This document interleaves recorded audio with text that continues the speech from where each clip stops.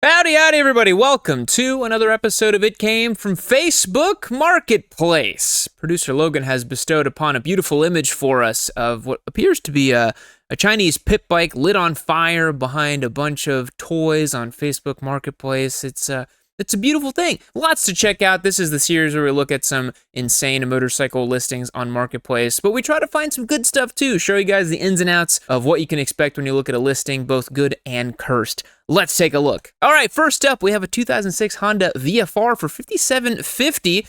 Kind of a fair price. 2006 VFR driven 19,500 miles. It's really not much for a VFR. People regularly put on like 40 to 60,000 miles on these. It says low mileage, anniversary edition with collectible red, white, and blue factory paint job. Includes factory seat and cowl, along with custom Corbin seat and leather. Adult owned and operated, garage queen with a few minor scuffs from storage as picture. Never been down, new battery and good tires, well maintained by the Honda dealership. Folks, I already know. Yep, it's clean as hell. This is exactly the type of bike you want to buy.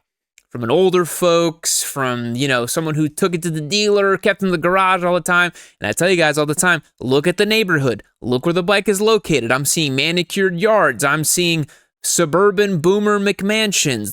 These are all good signs for a bike that was well cared for and never fell the horrible fate of being a crackhead's bike or something like that. And this VFR is in really good shape, man. These are awesome motorcycles. They have that classic V4 rumble.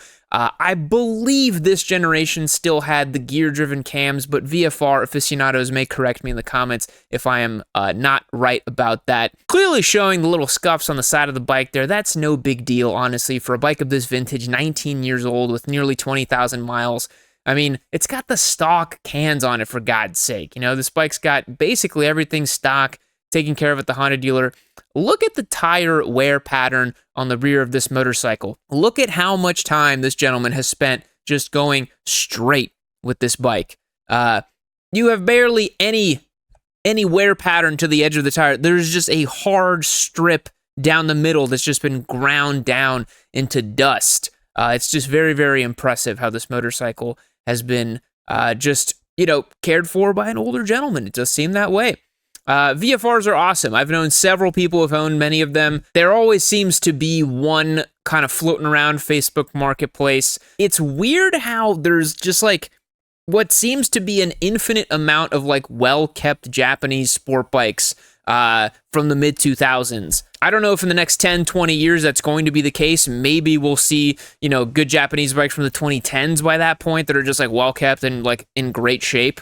But I love seeing people really take care of their stuff, man. Not every motorcycle needs to end up a total rat bike that's worth $1,000 and has been thrashed to death, The VFR has road presence. It's a gentleman's motorcycle. It can go down the road in a beautiful way. It deserves a good life. So I hope this one goes to a good home, someone who's going to put down some good miles on it. You can do a lot with the VFR. You can tackle twisties. You can just hear it go straight down the highway. They're really, really sweet rides. So this one, it's clean. Everything looks in running order about it. The seller was very honest with what was going on with it. So I think we're going to rate this one a solid 8 out of 10. We're starting off with the clean listing. Let's move on to our next one. All right, 1990 BMW R100 GS Paris Dakar, $6,800. And I'm going to tell you right now, I ain't reading all that. So we'll kind of go through this a little bit quick. 1990 BMW R100 GS PD, the Paris Dakar, 39,000 miles. He bought the bike with the intention of riding back to the Arctic Ocean, but I have since had a family and now doing the overlanding thing. Bike starts and runs great. I hate to see it go. Now, I have a lot of questions right off the bat at that first sentence. He said he had the intention of riding back to the Arctic Ocean. This implies that he emerged from the Arctic Ocean. This is some sort of aquatic dwelling gentleman with a bent towards adventure because he's now overlanding. He realized that motorcycles are too hardcore. He has to be a camping princess and get his little four-wheeled rocks off. So honestly, good riddance for you. He's had the motorcycle since Isles Motorsports in early December. He overhauled the carbs, did a bunch of stuff, installed new progressive rear shock, new battery. So, some newer stuff on this bike.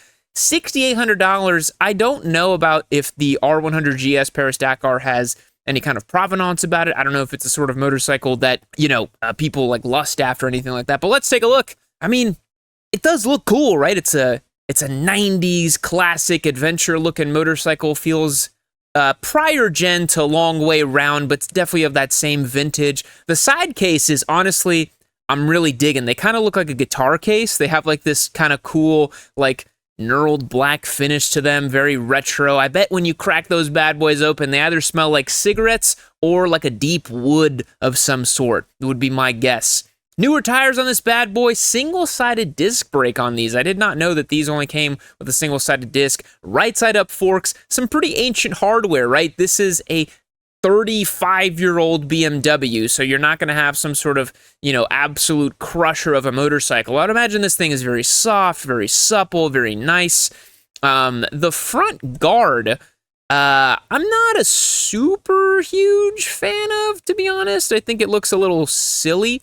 It kind of reminds me of like a McDonald's playpen, to be honest, especially the way it's like routing with the cage in the front and everything else. Now, again, my BMW knowledge is very limited, particularly with these old adventure bikes. But if I were to wager a guess, I think the Paris-Dakar was probably a special edition livery because they had some good success in the 80s as part of the Paris-Dakar. They maybe did a factory version of that. That would be my guess as to why this particular BMW GS has a, kind of like Paris-Dakar vibe about it. It's really clean for 35 years of age from the 90s. If you're into the sort of BMW adventure bike thing, this could be a really interesting buy for you because this is, not your typical BMW GS Bro purchase. Now, seller wants how much for it? $6,800. If it's had all that work done to it, it runs and rides correctly and okay, I think it's worth about somewhere in the ballpark of $6,000. At the first Yami Noob headquarters, we were stationed right next to a gentleman by the name of Cousin Bob who worked on old BMWs. And that was, I saw these kind of bikes coming and going all the time. And he always said that the biggest pain on the butt on doing these was a clutch replacement. So I'd wager to see if the clutch has been replaced on this motorcycle because that's a giant pain in the butt to do the clutches on these. But, I think around $6,000, reasonably fair for it. It's a bike that has a cool road presence to it. If you're into that sort of thing, it looks relatively clean, well cared for, well maintained recently by a shop, which is nice too. This gentleman didn't do all the work himself. So this one, I think a 7.5 out of 10. Let's keep it moving. All right. 2022 Royal Enfield 650 Continental GT, $4,000. 2,200 miles on the clock. That's nothing. I've had a great time with this bike, but want something bigger. Zero issues. I've done a few upgrades. Tech Stinger 2-in-1 exhaust. That's a nice upgrade for these. K&N high flow air filter, bar and mirrors, and Tech Bike Parts lighting upgrade. All the parts from the upgrades. He didn't throw anything away. I've kept up with maintenance, cleaning the chain and oil changes. It's a great bike. Happy to take additional pictures. Come and check it out. $4,000 is not a lot of money for a 650 class bike. Wow, that looks this good. Wow, 2,200 miles on the clock is literally nothing for these. Now, if memory serves me correctly, we had one of these as a giveaway. We did an Interceptor 650. So the GT is the more sport-oriented one. It's got the lower handlebars. It's a little more cafe racer spec. But this 2-in-1 exhaust is really nice on these. Usually these come with the 2-in-2. It kind of juts out the rear end of the motorcycle, but the 2-in-1's a nice touch. I would want to see that the air to fuel ratio was adjusted in some sort of way, but otherwise I think this one is it looks really good, honestly. Like, it's really clean. This gentleman has my exact same tool chest. That's kind of weird. He's got the Craftsman, whatever the hell it's called. It looks just like the one I have. That's weird. Yeah, so with the Royal Enfields, brand new, I've always said, like, splurge a little more money, get the Bonneville. It's a lot more bike. It feels a little more road presence. But the Interceptors, dude, these are good bikes. The 650s have a lot of character and charm about them. They work really well. They don't do anything that you would imagine is just like really sucky or really bad. This one has a really cool paint scheme on it. I mean, you tell me this is a $4,000 motorcycle. This looks like $1 million. This thing looks great. It's really well kept. It's the one big thing about the 650s. I'll show you guys here in this photo. Look at the side of this bike with the 2-in-1 over here. It's very pure. It's very like streamlined. It's a very nice looking package. And again, $4,000 gets you a 650cc parallel twin bop around cafe bike that looks this good, and with 2,200 miles is going to run for another 10,000 miles completely worry-free. Yeah, sign me up, dude. This is a really great buy. This is great for a returning rider, a first-time rider. This is an awesome listing. If you were able to find this bike and you're in the market to purchase it, this is a great motorcycle to pick up. So yeah, this one I'm gonna rate this one a solid 9 out of 10. This thing's super clean, super nice, nothing wrong with it. And yeah, this is exactly the kind of bike you want to find. Low miles, like clean, tasteful mod, so you already don't have to do much to it. Didn't massively adjust the look of the bike. Really, really cool listing. Really solid. Let's see if producer Logan found us anything cursed. There's too many good listings here. Let's move on. 2009 Harley-Davidson XR1200 for $5,750. Here we go, boys. XR1200 simping. They're going to tell me it's the greatest sport bike ever made. The frickin' Harley people with the XRs, man. I never hear the end of it. So, this gentleman says, XR1200 was Harley's European market bike that only after US dealers screamed for it, it was sold in the US. This bike is fast and handles very well. Olin's rear shock and Race Tech fork internals, Bassani exhaust. Bike belonged to his son, he moved, blah, blah, blah. This is not your average Harley. If you like going 30 miles per hour in a straight line, this bike is not for you. No trades, price firm. He knows what he got, boys. Let's take a look. So, XR1200, if you don't know, a few things are going to clue you in as to what this motorcycle was trying to do. Take a look at the swing arm. That is not a Sportster-looking swing arm, is it? We have an aluminum swing arm on this bad boy, shaped completely differently. The rear end is jacked to the sky, but you're still working with the 1200 motor from the Evo Sportster. So you can see the gas tank, the motor, the frame. This is all Evo Sportster parts. You can see the push rods and all that stuff. It's just straight up Sportster. But, you know, the XR1200 was one of those bikes that, Price, I have to hear about it all the time, about how it's like such an amazing naked bike and this and that. And I think the reason people say that is because they came from like riding dumpy Sportsters or other M8 Cruiser Harleys, and then they rode something that handled a little bit better, and they're like, oh my God, this is incredible. Because I don't really think this bike would sort of cut the mustard, so to speak, with like any other naked bike that you'd find on the market. Now, seller wants $5,750 for it. Is that fair? You know, he didn't list how much miles are on it. He did just say that it's got Olin shocks and Race Tech fork internals. So I'm sure the bike is gonna cruise over bumps really nice, but you know, I don't have much else to go on here. This bike is really clean. I mean, the engine looks totally spick and span. And I mean, the XR1200 has become a borderline collectible bike. I think those who know about it really know about it. The one thing I'm noticing on this bike already that I think is just kind of funny is the like pink dirt bike style pegs that it has. Those feel incredibly out of place on this motorcycle. The other thing that I think is out of place, I don't know if this was factory. I see an external oil cooler just hanging off the side of the frame here. That may be an XR1200 specific mod from the factory, or that could be aftermarket. I can't really tell. This XR1200 as well, you can see from the front, dual disc brakes, which for Harley people is like, oh my God, brother, that thing's gonna stop on a dime. But I mean, that's just like standard motorcycle stuff. You know, you have to, Harleys play with the handicap, folks. You got to remember that. So XR1200, $5,750. We don't have the mileage. We can see that it's really clean. Olin suspension, everything's looking pretty good. Is it a fair price? You know, probably, you know, somewhere in the region of $5,000 for an XR1200 this clean is probably like about as low price as it's ever going to get. You know, if you really want one of these and you really love these and, you know, this makes sense to you, I think $5,750 is a totally reasonable price. The dude's playing hardball with like the no trades, I know what I got, no low balls, whatever. But you know, if this is a bike that speaks to you and you really want it, this one's really clean. This is a great example of an XR1200 at a reasonable price. So this one, I think I'll also rate another 8 out of 10. It's a good listing. It's not anything, you know, life-affirming or life-changing. You know, I don't think I've ever rated anything a 10 out of 10 on this one. But yeah, I think a solid 8 out of 10. And for God's sake, come on. Maybe producer Logan is going to bless us now with a cursed listing. Let's see. All right, we do have something crazy. 2023 Harley-Davidson Lowrider S Turbo, $29,999. Somebody is trying to recoup their bad investment. Up for sale is my Turbo Lowrider S. It's got a lot done to it, and I know I'm missing a few things. You won't find another one like this at this price, 3,800 miles. Well, my friend, it seemed like you didn't like riding it very much either if it's only got 3,800 miles on it. As it sits, it's making a reliable 165 horsepower and 162 torque to the wheel. Rear sprocket is a 53 tooth, and the front is a 24 tooth. That feels like a weird sprocket setup, but I don't know about the internal transmission. I don't know, that feels like a weird size situation.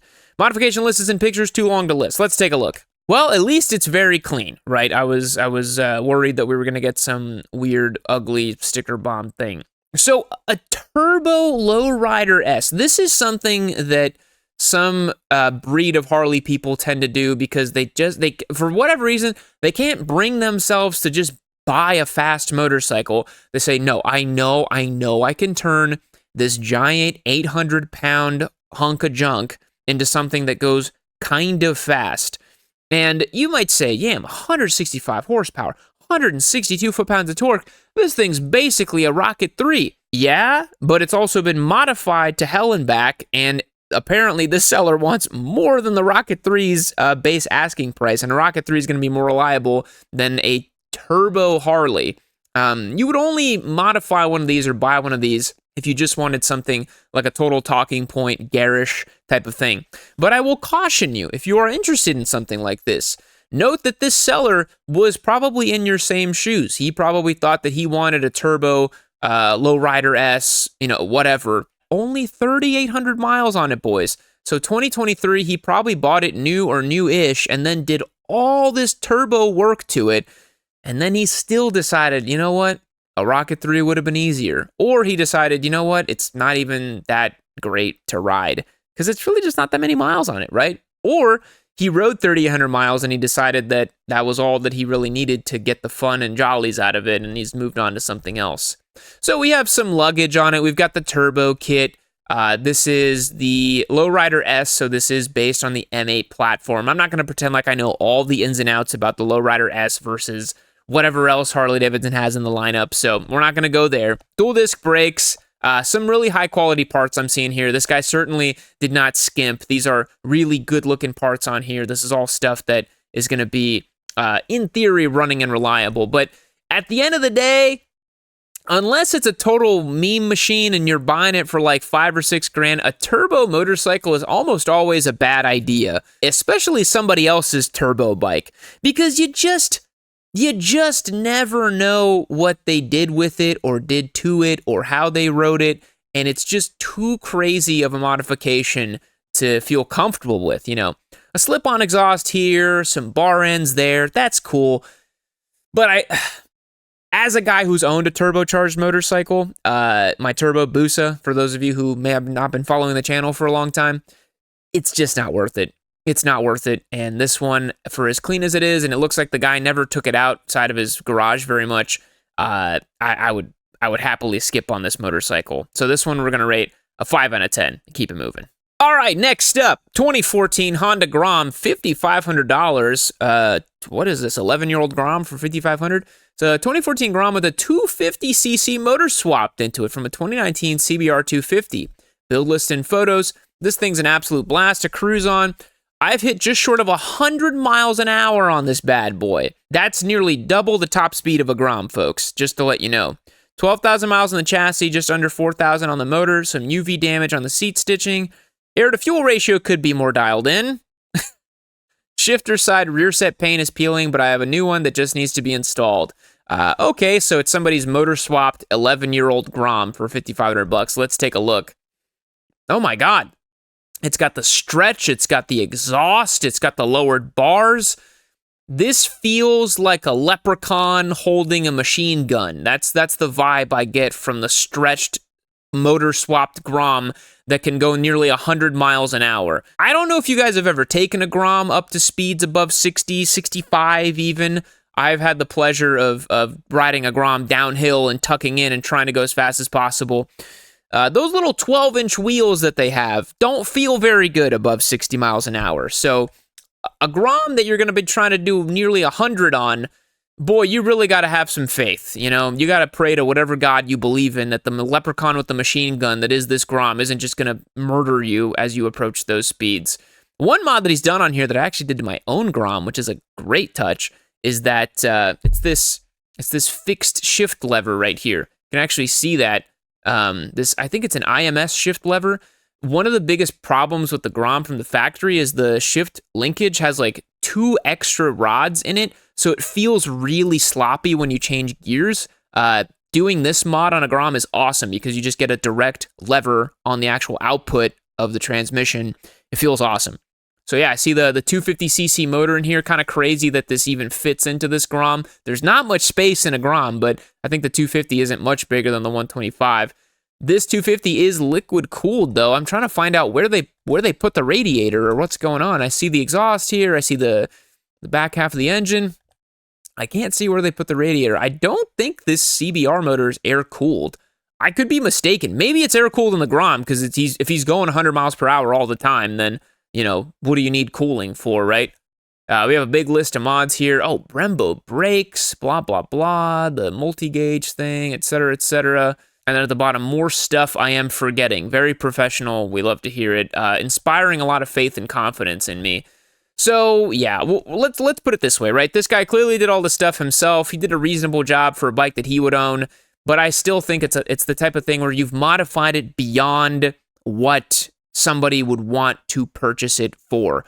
When you do this sort of thing to the bike, much like the Turbo Harley we just saw, you're not going to get people to feel comfortable buying it. I certainly wouldn't feel comfortable buying this thing. I'd be much happier spending $3,000 or $2,500 on a mostly stock Grom that I could then, if I really wanted to, do this stuff to it. And yes, you will spend a little bit more, but the market for people who want a stretched Grom with double the horsepower is not very big. This guy probably is going to have a very hard time selling this motorcycle because you can get a great bike for $5,500. You don't need to buy a weird stretched Grom that has a motor swap in it. So unfortunately, I think modified beyond its sellability, and we're also going to rate it a 5 out of 10, just like we did the Harley-Davidson, which you might say, Yam, I can't believe you rated both of those machines a 5 out of 10 when one literally is like a top-shelf, well-built turbo bike and the other's a stretched Grom. But to me, they exist in the same universe. There's no difference. So, moving on. All right, 1984 Harley-Davidson Sportster, 41-year-old motorcycle, $4,500. A bit of a cryptic listing, 300 miles. Original miles, garage stored, OBO, serious inquiries only, clean title. Okay, this is going to be like showroom spec then, right? 300 original miles on an 84 Sportster. Okay, let's take a look. Wow. Nothing could have prepared me for looking at this. I believe this is Jack Nicholson from The Shining poking out through that scene where, you know, he smashes through the wall or the door. But it is it kind of looks like those really bad tattoos people do of like other people's faces, but just all over the gas tank. So you expect me to believe the Sportster from 84 has 300 original miles on it? Bullshit.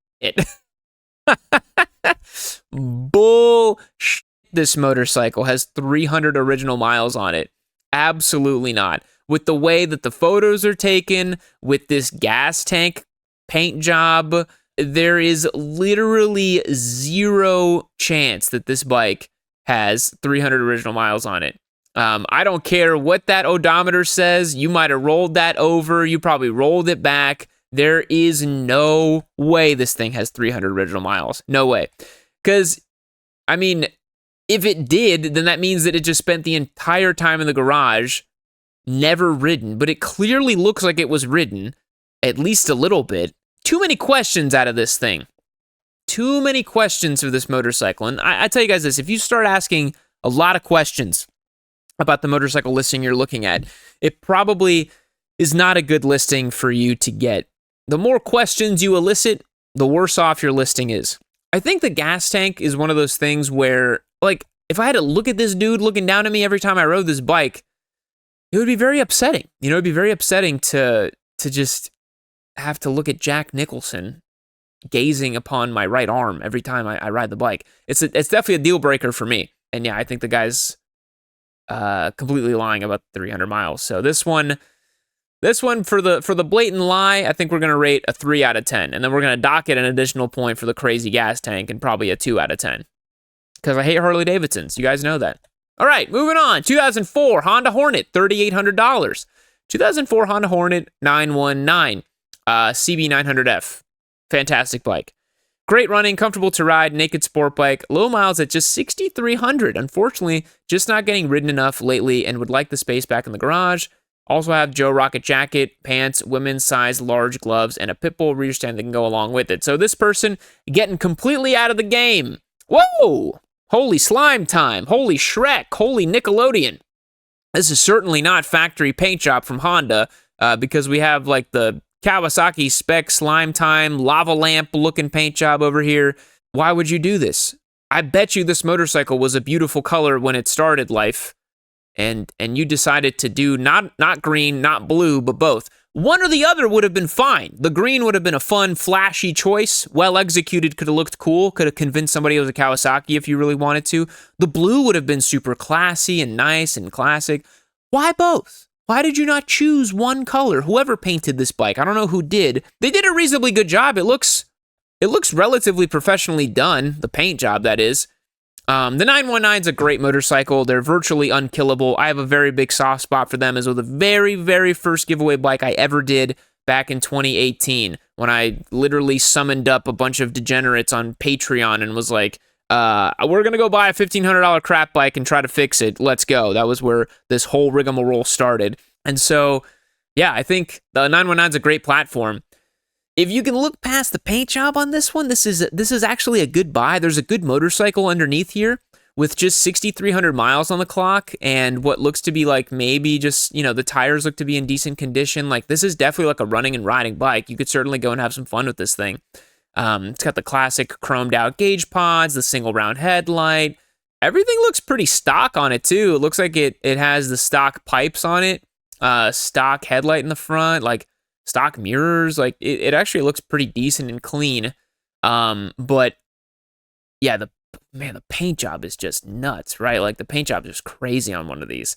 Ugh. So I think we're starting at an 8 out of 10. This is a great listing, but this paint job is just really hard to stomach. So I think it's going to dock at a point. We'll leave it at a 7 out of 10 for this Honda Hornet. And I think that's going to wrap it up for today, boys. Thanks so much for checking out today's video. Hope you learned something from the marketplace updates we had for you here. We will try to find more weird and cursed ones on the next one for you. But thanks so much for watching and tuning in. We truly do appreciate it. We'll catch you in the next one. See you later. Keep watching Yami Noob.